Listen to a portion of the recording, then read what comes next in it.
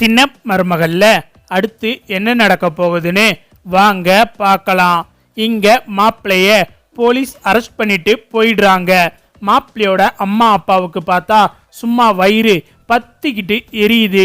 இப்படி என் பிள்ளைய அரெஸ்ட் பண்ணிட்டு போயிட்டாங்களே, எல்லாத்துக்கும் காரணம் இந்த படுபாவி சிரிக்கி தான், இவளால தான் எல்லாம் வந்துச்சு அப்படின்னு சொல்லிட்டு மாப்பிள்ளையோட அப்பா கொந்தளிச்சு போய், ஐயா நான் பண்ணதெல்லாம் தப்புதாயா, என் பிள்ளை பண்ணதும் தப்புதாயா, ஆனா உங்ககிட்ட ஒரு உண்மையை சொல்லணும் அப்படின்னு சொல்லிட்டு மாப்பிள்ளையோட அப்பா சொல்லவும், என்னையா இதுக்கு மேல நீ என்ன உண்மையை சொல்ல போற, முதல்ல இந்த இடத்த விட்டு கிளம்பியா அப்படின்னு சொல்லிட்டு சேது சொல்லவும், இல்ல நான் உங்ககிட்ட ஒரு உண்மையை சொல்லியே ஆகணும் அப்படின்னு சொல்லிட்டு மாப்பிள்ளையோட அப்பா சொல்ல வரும்போது ஈஸ்வரி வந்துட்டு, என்னையா இதுக்கு மேல நீ என்னையா பேச போற, உன்னைய என் தூரத்து சொந்தம்னு சொல்லவே வெக்கமா இருக்கு, உன்னைய போய் தூரத்து சொந்தம்னு சொல்லி கூட்டிட்டு வந்து இப்படி எங்க கண்மணி வாழ்க்கைய நானே நாசமாக்க பார்த்துருக்கேனே, இப்படி ஒரு பொம்பளை பொறுக்கிய பிள்ளையா பெற்று வச்சுக்கிட்டு நீ என்னையா பேச போற, நீ என்ன சொன்னாலும் இங்க யாரும் அதை நம்ப போறது கிடையாது, முதல்ல இங்க இருந்து கிளம்பியா அப்படின்னு சொல்லிட்டு வாய்க்கு வந்தபடி ஈஸ்வரி பேசவும், போதுமா இதோட நிறுத்திரு, நானும் எதுவும் பேசக்கூடாதுன்னு பார்த்துக்கிட்டு இருக்கேன், நீ ரொம்ப தான் பண்ணிக்கிட்டு இருக்க, உன்னால தானே இப்போ என் பிள்ளை ஜெயிலுக்கு போயிட்டான், ஆசையா வளர்த்த எங்க ஒத்த பிள்ளை இப்போ ஜெயிலுக்கு போறதுக்கு காரணமே நீதான் அப்படின்னு சொல்லிட்டு மாப்பிள்ளையோட அப்பா சொல்லவும், இங்க எல்லாத்துக்கும் பார்த்தா பயங்கரமா அதிர்ச்சி ஆகுது, என்னையா சொல்ற அப்படின்னு சொல்லிட்டு சேது கேட்கவும், அப்பந்தான் பார்த்தா தமிழ் செல்வியும் பார்த்துக்கிட்டு இருக்காங்க. ஓ இதுல ஈஸ்வரி அத்தைக்கும் பங்கு இருக்கு போல அப்படின்னு சொல்லிட்டு தமிழ் மனசுக்குள்ள நினைச்சுக்கிட்டு இருக்காங்க. போச்சு என்னமோ இங்க நடக்க போகுது போல அப்படின்னு சொல்லிட்டு தமிழ் நினைச்சுக்கிட்டு இருக்காங்க. இங்க ஈஸ்வரிய பார்த்தா கதி கலங்கி போய் நிக்கிறாங்க.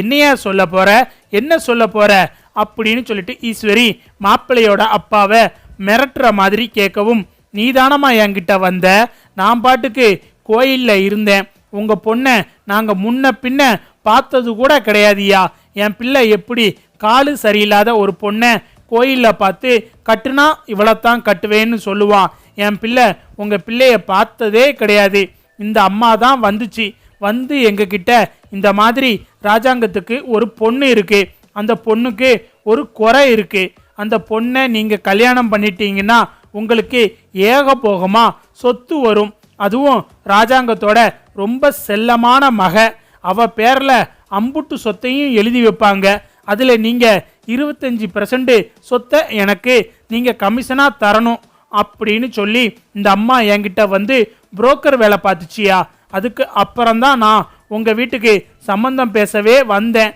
எல்லாத்துக்கும் காரணம் இவதான் அப்படின்னு சொல்லிட்டு கருப்பசாமி எல்லா உண்மையையும் சொல்லவும், இங்க ராஜாங்கம் சேதுன்னு வீட்டில் இருக்கிற எல்லாத்துக்கும் பார்த்தா பயங்கரமா அதிர்ச்சி ஆகுது. சன்னாசி பார்த்தா ஈஸ்வரி கன்னத்துல ஓங்கி ஒரு அறை விடுறாரு.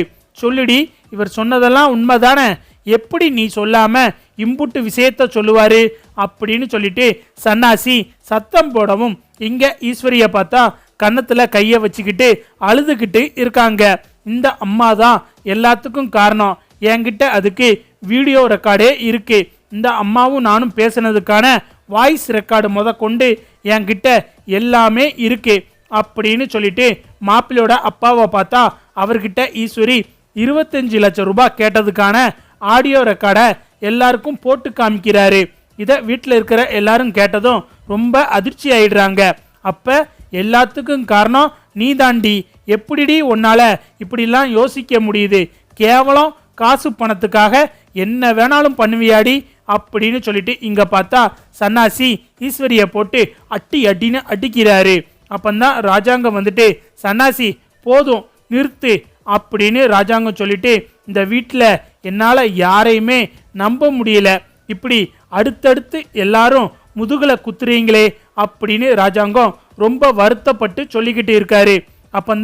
அப்பத்தா வந்துட்டு, அடியை கூறுகட்ட முட்டாச்சிரிக்கி, உனக்கு எப்படிடி இப்படிலாம் புத்தி போச்சு, அதுவும் இந்த வீட்டுக்குள்ள இருந்துக்கிட்டு, இதே உன் பிள்ளைக்கு இந்த மாதிரி எல்லாம் சம்பந்தம் பேசுவியாடி, இப்படி ஒரு பொம்பளை பொறுக்கி பயலுக்கு உன் மக சித்ராவை நீ கட்டி வைப்பியாடி அப்படின்னு அப்பத்தா சொல்லவும், ஐயோ அத்தை அத்தை என்னை மன்னிச்சிருங்க அத்தை, நான் வேணும்னே எதுவும் பண்ணல அத்தை, அவனை பற்றி எனக்கு எதுவுமே தெரியாது அத்தை, நான் இந்த ஆளு என்னோட தூரத்து சொந்தம் அப்படிங்கிறதுக்காக நான் கண்மணியை கட்டி வைக்கலாம்னு நினச்சேன், மற்றபடி இந்த பையனை பற்றி எனக்கு எதுவுமே தெரியாது, இப்படி ஒரு பொம்பளை பொறுக்கி பயலா இருப்பான்னு எனக்கு முன்னாடியே தெரிஞ்சிருந்தா சத்தியமாக நான் கண்மணிக்கு இந்த சம்பந்தத்தை பேசியிருக்கவே மாட்டேன், இவனை பற்றி எனக்கு எதுவுமே தெரியாது அத்தை, என்னைய மன்னிச்சிருங்க அத்தை, நான் பேசினதெல்லாம் உண்மைதான், இந்த ஆளுகிட்ட சொத்து கேட்டதெல்லாம் உண்மைதான், அதை நான் ஒத்துக்கிறேன், இந்த கல்யாணம் நடந்தால் கண்மணியும் நல்லா இருப்பா நானும் நல்லா இருப்பேன்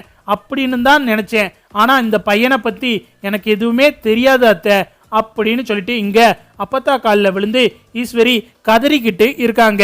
எந்திரிடி முதல்ல எந்திரி, எல்லா வேலையும் பார்த்துட்டு உப்ப வந்து அழுதுகிட்டு கிடக்கா, சே மானங்கெட்டவ அப்படின்னு சொல்லிட்டு அப்பத்தா ஈஸ்வரியை பிடிச்சி திட்டிக்கிட்டு இருக்காங்க. இனிமே இந்த வீட்டுக்கும் உனக்கும் எந்த சம்பந்தமும் கிடையாது, வெளியே போடி, உன் பிள்ளை போஸ் போன இடத்துக்கு நீயும் போடி அப்படின்னு சொல்லிட்டு சன்னாசி மண்டபத்தை விட்டு ஈஸ்வரிய துரத்திடுறாரு. அப்பந்தான் தமிழ் வந்துட்டு, மாமா நான் உங்ககிட்ட கெஞ்சி கேட்டுக்கிறேன், விட்டுருங்க, அத்தை ஏதோ தெரியாம பண்ணிட்டாங்க, அவங்கள விட்டுருங்க மாமா அப்படின்னு சொல்லிட்டு தமிழ் கேட்கவும், இங்க ஈஸ்வரி வந்துட்டு இப்படி கெஞ்சுற அளவுக்கு நம்ம நிலைமை ஆகி போச்சே அப்படின்னு சொல்லிட்டு ஈஸ்வரி மனசுக்குள்ள குமுறிக்கிட்டு இருக்காங்க. யோ எல்லா உண்மையும் சொல்லிட்டேல, கிளம்பியா முதல்ல மண்டபத்தை விட்டு வெளியே போயா அப்படின்னு சொல்லிட்டு சேது சொல்லவும், கருப்பசாமி கருப்பசாமியோட வீட்டுக்காரமா எல்லாரும் மண்டபத்தை விட்டு வெளியே கிளம்பிடுறாங்க. இங்க மோகனாவை பார்த்தா கண்மணியோட வாழ்க்கை இப்படி போச்சே அப்படின்னு சொல்லி அழுதுகிட்டு இருக்காங்க. அப்பந்தான் கண்மணி வந்துட்டு ராஜாங்கத்துக்கிட்ட, அப்பா நான் உங்ககிட்ட ஒன்று சொன்னா செய்வீங்களா அப்படின்னு கண்மணி கேட்கவும், என்னடா என்னன்னாலும் சொல்லு அப்படின்னு ராஜாங்கம் கேட்குறாரு. நான் உங்ககிட்ட கையெடுத்து கும்பிட்டு கேட்டுக்கிறேன்ப்பா, நான் சொல்றத மட்டும் கொஞ்சம் கேளுங்கப்பா, நீங்க கோபப்படக்கூடாது அப்படின்னு சொல்லிட்டு கண்மணி சொல்லவும், என்ன கண்மணி என்னன்னாலும் பரவாயில்ல சொல்லுமா அப்படின்னு சொல்லிட்டு ராஜாங்கம் சொல்றாரு. அப்பா நான் ஒருத்தரை விரும்புறேன்ப்பா அப்படின்னு சொல்லிட்டு கண்மணி சொல்லவும், வீட்டில் இருக்கிற எல்லாரும் பார்த்தா ரொம்ப அதிர்ச்சியா கேட்டுக்கிட்டு இருக்காங்க. விரும்புறியா, யார விரும்புற அப்படின்னு சொல்லிட்டு சேது கேட்குறாரு. அது வந்து அப்படின்னு சொல்லிட்டு கண்மணி சொல்றதுக்கு தயங்கவும், அப்பந்தான் தமிழ் வந்துட்டு, ஆறுமுகண்ணே இங்க வாங்க அப்படின்னு சொல்லிட்டு வெளியில நின்றுக்கிட்டு இருந்த ஆறுமுகத்தை உள்ள கூப்பிடவும், ஆறுமுகமும் உள்ள வாராரு. மாமா ஆறுமுகமும் கண்மணியும் உசுருக்கு உசுரா காதலிக்கிறாங்க, இந்த விஷயம் எனக்கு முன்னாடியே தெரியும், ஆனா நான் யார்கிட்டையும் சொல்லிக்கல, கண்மணியே வந்து உங்ககிட்ட சொன்னா நல்லா இருக்கும்னு நான் நினைச்சேன்.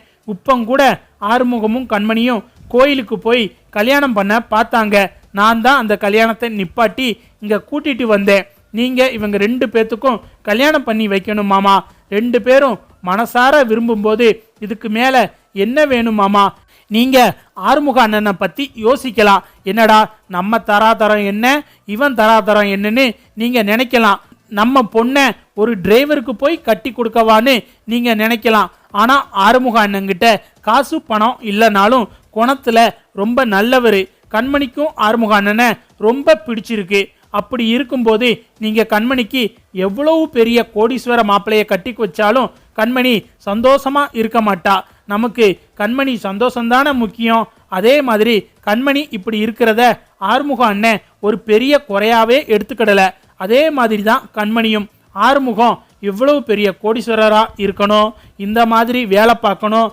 அந்த மாதிரி படிச்சிருக்கணும்னு கண்மணி ஆறுமுகத்தை பத்தி எதுவும் நினைக்கல, 2 பேருமே எதை பத்தியும் யோசிக்காம மனசார விரும்புறாங்க, இப்படி இருக்கிறவங்களுக்கு நீங்க கல்யாணம் பண்ணி வச்சா என்ன மாமா தப்பு அப்படின்னு சொல்லிட்டு தமிழ் வந்து கண்மணி ஆறுமுகத்துக்காக பேசவும், வீட்டில் இருக்கிற எல்லாருக்கும் தமிழ் சொல்றது சரின்னு படுது.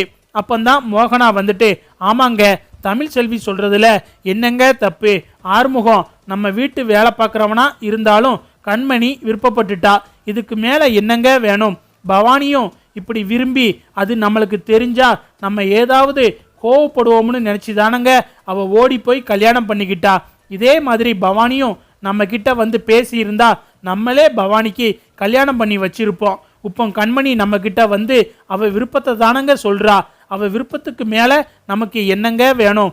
ஆறுமுகத்துக்கும் கண்மணிக்கும் கல்யாணம் பண்ணி வச்சிருவோங்க அப்படின்னு சொல்லிட்டு மோகனா சொல்லவும் சேதுவும் வந்துட்டு ஆமாப்பா கண்மணி விருப்பப்படுற மாதிரியே செய்யலாம் அப்படின்னு சொல்லிட்டு சேதுவும் சொல்றாரு.